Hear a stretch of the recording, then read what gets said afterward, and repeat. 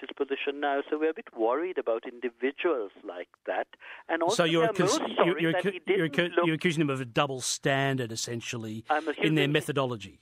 I'm accusing him of having used different standards earlier. I don't know what his other recent work is now, but it's a pretty lucrative profession, being on UN reports. And as I said, Ratner had, maybe idealistic, and some Americans are very idealistic. We're told by some Republicans that part of the problem is individuals who felt very idealistic about Iraq and Afghanistan have to be quiet about that, so they want to shout about smaller countries. But it's double standards, a refusal to look at evidence. And I do think that when they absolutely ignore letters from the head of the ICRC in Sri Lanka, talking about our disciplined armed forces, and only describe the LTT, a bunch of brutal terrorists, as disciplined, you begin to realize that their worldview is very cockeyed. So does the Sri Lankan Parliament intend on debating any further or taking any action about the initial United Nations call for investigation in any way at all? Well, I have no idea what my colleagues in Parliament would suggest, but certainly after the report came out, we've had a couple of sessions and we haven't really thought it worth noticing. I think the problem really is that the international community, which had some prejudices against Sri Lanka, and in particular the rump of the LTTE, are taking this more seriously than it should be. I've had very positive discussions with a number of Australian parliamentarians recently, some of whom referred to the report, others of whom didn't, all of whom were really concerned more with the situation of the Sri Lankans on the ground now, and in particular the Tamil community that had suffered in the Vanni from the LTT, being used as human shields, being shot at when they tried to escape, not getting some of the food that we sent up to them, while, as the Nuko has remarked, the LTT itself was chock full of chocolates and meat and so on, which they were not sharing with the people. Those people suffered. We have a very strong responsibility to do better by them, and I was very glad that the Australian parliamentarians are really more concerned about Sri Lankan in Sri Lanka, especially the Tamils, rather than the antics of the LTT rump abroad. If you've just tuned in, this is 612 ABC Brisbane, ABC Local Radio Queensland, Coast FM on the Gold and Sunshine Coast, ABC Digital and more. I'm speaking with Professor Rajiva Wijesinghe. He's a member of the Parliament of Sri Lanka. He's previously served as the Secretary-General of the Sri Lankan Government Secretariat for coordinating the peace process. And my name's Steve Austin. So, given, this is of interest to Australia, Professor Wijesinghe, because many of the people, the victims of who knows what status of the closing stages of the government of Sri Lanka's war with the Liberation Tigers of Tamil Eelam, the closing stages, that many of those people hopped onto boats and came to Australia seeking refuge. And it's unclear as to what their status is. It's been said to me that many Tamil Tigers did come into Australia, but they were wealthy enough to fly in lawfully, that the people that came by boats are essentially genuine refugees, victims of this terribly brutal and long-lasting civil war in your country. Can you clarify this at all for me? Is there anything you wish to add to that? Well, I think the first thing to say is that given this wonderful country, except that it's now very cold, many Sri Lankans would like to come and settle down here. And this had nothing to do with the war or suffering. I think it's perfectly correct to say that many people had wanted to come here, and given your situation here, it's perhaps easier if you're Tamil and can claim persecution. We find it slightly strange that many of the people who had refugee status both here and in Canada have been coming back to Sri Lanka, and indeed some of those who have got this special refugee stamp have indeed come to the Sri Lankan High Commission and asked for passports. And I think this is something that needs to be monitored. What does that mean? Unwrap that for me. What are you saying? What I'm suggesting is that there are many reasons for coming to Australia, one of which is your wonderful lifestyle. And, there are many people who come here for economic reasons, for the opportunities I have to offer, some for the education, and so on. The number of people who do come here legitimately is very, very high each year. Now, there are other people who may not be able, as you said, to afford it, not only the rich Tigers, but, other middle-class Sri Lankans come over. And, of course, there are many people who sell the possibility of being a refugee. You're well aware that it's been established that some of these refugee boats charge quite a lot of money, and they take up the opportunity and arrive here.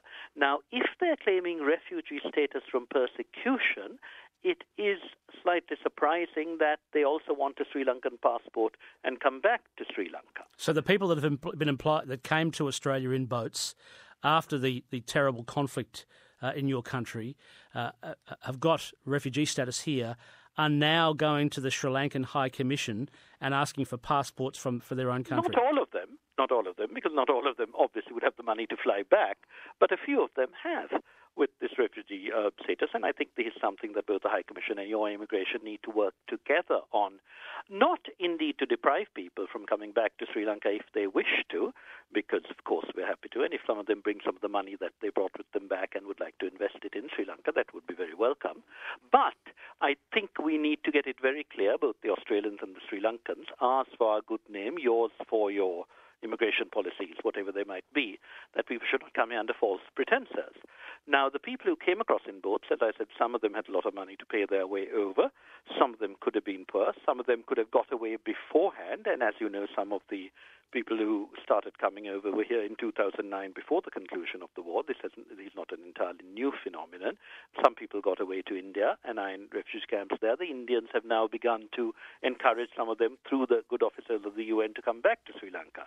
So when people are coming back to Sri Lanka now that the terrorist conflict is over, I think the rest coming out here may have other reasons than simply political refuge. Having said that, of course, it's up to Australia to decide whom they want to keep and so on. And good luck to our chaps if they can live here and achieve something that many other Sri Lankans would give their eye teeth for. So if the people that came to Australia on the boats from fleeing the conflict, and particularly the terrible last closing stages of the conflict, if they sought to go back home, as far as you're concerned as a member of the Sri Lankan Parliament, there is no threat against their person in any way if they sought to go back home to their native Sri Lanka? None at all. That is why, as you note, nearly 300,000 people managed to escape from the LTT towards us, and we have looked after them.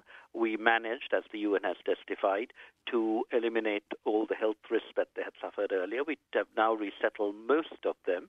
All but 17,000 have gone back to their original places of where they came from, and we've managed to sort of restore things like schooling and health services and irrigation services. So there is, of course, much more to do with regard to proper housing, with employment prospects and so on. But things are moving, and we would welcome some of the people who have now established themselves in fairly wealthy circumstances in Australia. I had plenty of them at meetings I had both in Canberra and Sydney, Sinhala, Tamil, Muslim, and all of that. If any of them are willing to give a little bit of what they have here to support their poorer brethren in Sri Lanka, we would be delighted. Is there any requirement that they somehow, speak the language, profess a religious philosophy of that's ordered or seen as the position of the Sri Lankan government? In other words, a Buddhist position, Sinhalese language, things like this. Is there any requirement that they be forced to do that? It's complete nonsense. You're probably aware that in 1956, Sinhalese was made the only official language, which I think many people now realize was a mistake. In 1987, Tamil was also made an official language. From the 1940s on, when we had, it was actually the British were still in charge, the Sinhalese and Tamil politicians in Colombo together decided that mother tongue education should be compulsory, that all Sinhalese should be educated in the mother tongue and all Tamils in their mother tongue, and equality with regard to the education system in terms of mother tongue education was always there. I myself fought for a long time, having been educated in Sinhala mother tongue myself, for English medium to be permitted as an option, and this the last government in 2001 agreed on this. So now English is also available as an option, and I'm delighted to say that even many parents who are monolingual in either Sinhala or Tamil would like their children to be educated in English.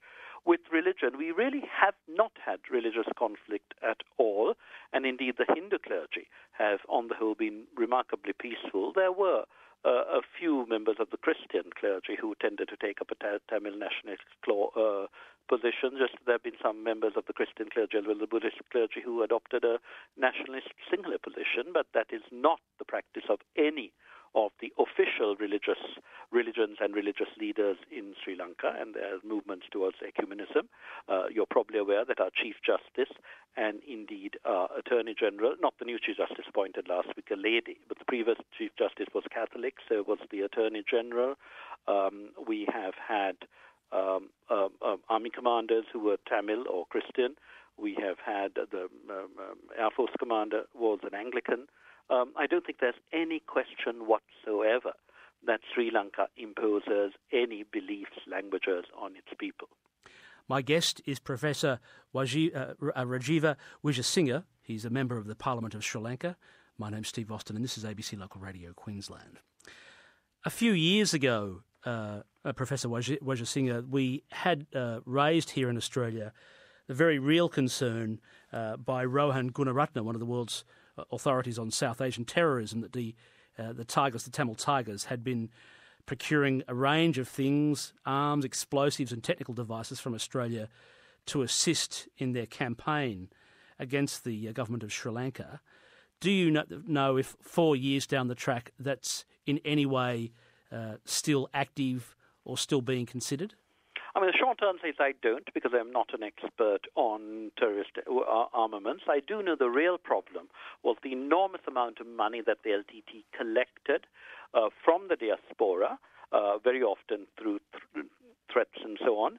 They also managed to cream off a lot of money that from 2002 onwards, the Sri Lankan government tried to arrange for rehabilitation of the North during the days of the so-called ceasefire agreement. We know they took a lot of stuff that they used for military purposes from some of the NGOs.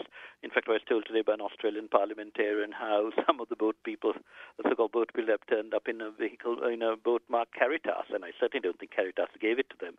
But there was a lot of extortion. There was a lot of weapons procurement. For instance, during the ceasefire agreement, when we had a Norwegian monitoring mission, the Navy said that there was a ship bringing arms. This was denied. The then Sri Lankan Minister of Defense, who had in a sense staked his reputation on the Tigers being little lambs, said, no, don't search the boat. But the Norwegian monitors got on the boat, and then they discovered a whole stack of weapons. They were ordered off the boat, and the poor guys jumped into the water. I met one of them afterwards. And the LTT just blew the boat sky high up. So there was massive procurement of weapons during the ceasefire period.